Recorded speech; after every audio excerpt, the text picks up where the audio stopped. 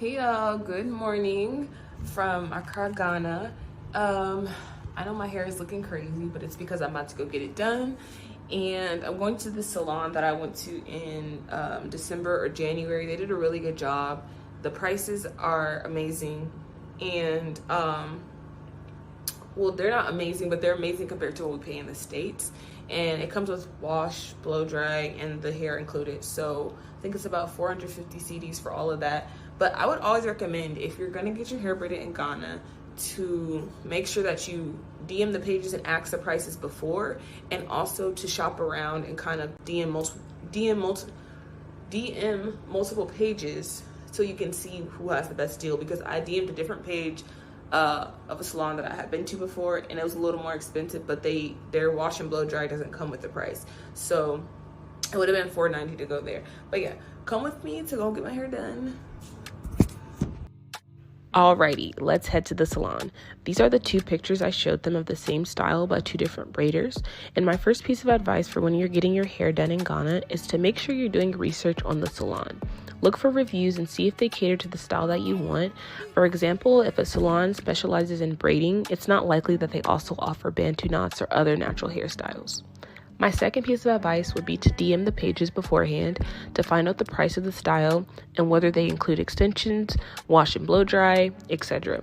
I would also inquire about their methods of how they seal the hair. I've been to places where they've used hot water, and I've also been to salons where they've used an open flame.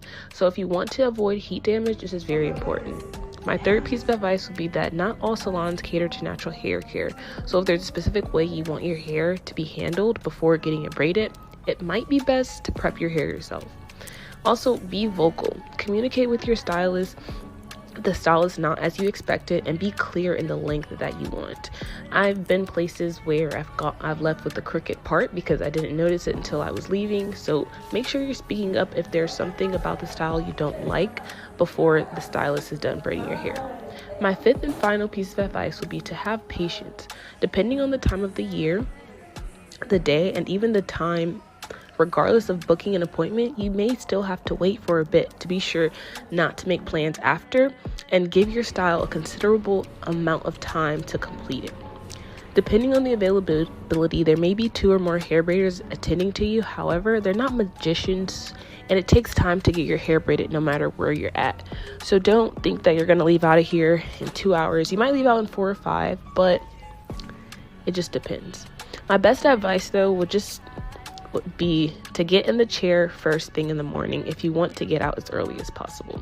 I hope that these little tidbits and tips for getting your hair braided helps out someone. These are also just my personal experiences.